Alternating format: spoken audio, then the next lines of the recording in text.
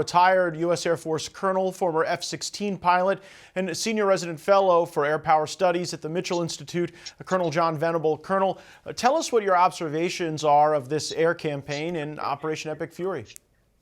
Matt, great to be with you. It's a great question. It is one of the most dominant air campaigns in aviation history. We have accomplished, this administration has accomplished every goal that is set out to with regard to dismantling the infrastructure that can be used to actually debilitate regional assets and our own military in the region. And we set ourselves up over the country with air supremacy, at least air superiority, if not air supremacy over the region, allowing us to do whatever we want, whenever we want it. It's an incredible place to be, and right now we're in the catbird seat. How do you explain then the downing of U.S. aircraft in combat for the first time in a couple decades? I mean, I see these layered infrared systems performing against what ought to be stealth aircraft in ways that may not give Iran any sort of real air power of their own, but it certainly imposes some cost on the United States. How do you think the risk analysis changes after the United States sees an A-10 hit or an F-15 Strike Eagle hit and also multiple roto-wing birds? Yeah, it's a great question, Matt. First, this is one of those things where people are a little bit confused on what air superiority and air supremacy means. That does not in any way mean that you're not going to take losses.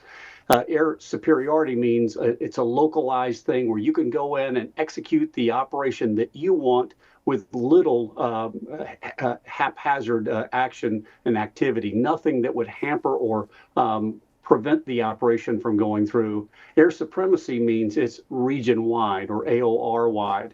But again, you can have IR missile systems and AAA systems come up, reach friendly aircraft, and take them down. Just as a reminder to you and your audience, over the course of this entire war, we have lost one aircraft to the Iranian missile systems, IR systems on the ground. We've had an A-10 launched. Actually, that's over Iranian territory. We've had an A-10 that was hit by an IR missile. It actually got feet wet out of the Gulf and the pilot ejected. And we've had an F-35 hit by an IR missile. Again, this is clarity for your audience. The idea of stealth platforms being invisible is just not true. An IR missile works just like your eye does. It goes for a visual heat source on an aircraft, and anything like an F-35, even an MQ-9, produces heat that will allow an IR missile to reach up and get it if it's at the wrong place in the wrong time. Yeah, it's a really important definitionally for people to get that air superiority does not mean that that our aircraft are entirely safe during these sorties, and then you get the force protection that has to layer on top of that in the event that we've got to go and rescue air crew. I did want to ask about the A-10 because I always looked at the A-10 as a platform that was an anti-tank platform. Talk to me about what you see as its applicability and challenges in opening up the Straits of Hormuz and having a mission over water, chasing around a number of Iranian fast boats. Well, the system itself is one thing. The pilots in the system are a second element that I'll discuss first and foremost. There's no radar in the A-10. The pilot actually looks out of the cockpit all the time, and he's looking for visible signs of hostile craft, tanks, small craft, or ships at sea. They're very good at being able to ID and then zero in on a target and then take it out. Their 30-millimeter cannon is devastating. There's footage right now that's online that viewers can see of Iranian factions in Iraq being hit with that 30-millimeter cannon. And while our ground forces love the sound of that brrr that comes out of that A-10, and it's powerful and you can hear it for miles, if you're on the receiving end of that, you can actually feel the terror in these Iranians as they're running from the impact of those rounds. This is an airplane that is feared across all nations. Everybody knows about the A-10, and if it's overhead, you're running for cover.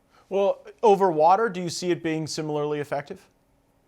very much so, particularly the little fast boats, which is just about all that's left of the Iranian Navy. Those little speed craft go between 40 and 70 knots on the water. They can't turn as fast as an A-10 can, and the cannon is very responsive to those movements. So they can actually track, and while you can throw up chaff, you can throw up flares to divert missiles. You can't do that with these 30 millimeter cannon shells. It's very devastating against everything that's out there. Some in the left-wing media are freaking out over this new contract between us at OANN and YouTube TV. It's dangerous that One American News is being platformed on such a large digital streaming pay TV provider. You're freaking out about the fact that people have choice. You know, like people can't be allowed to hear what they have to say. OAN is not the only channel on YouTube TV. There's like dozens of them. So if you don't like what's being said here, we hope you stay, but there's many other things going on in the world. This is how the left operates, Alicia. They operate in censorship.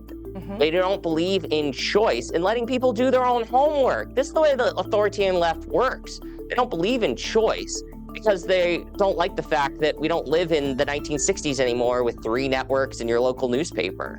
We have to respect freedom of the press, the First Amendment, free speech. Remember that. I want to begin tonight by welcoming and thanking all of our new viewers on YouTube TV. Overnight, One American News welcomed a potential 9.4 million new viewers on YouTube TV. So on behalf of everyone here at OAN, welcome to One American News. We are incredibly excited to have you. This will allow all YouTube TV subscribers to enjoy 16 hours of live news coverage every single day, as well as all of AWE's lifestyle, travel, and family programming, and it will be available in YouTube TV's baseline package. Now, the Vice President and Global Head of Media at YouTube, Justin Connolly, said this about it. Our goal has always been to provide our subscribers with a wide range of content, which is why we're excited to bring One American News to YouTube TV. This partnership gives One American News access to our growing audience, while also giving our subscribers even more choice when it comes to news and entertainment. And we here at The Real Story are extremely grateful for the opportunity to now reach a wider audience. And we're also grateful for the time you give us each and every single day. And we're excited for the future at this amazing network.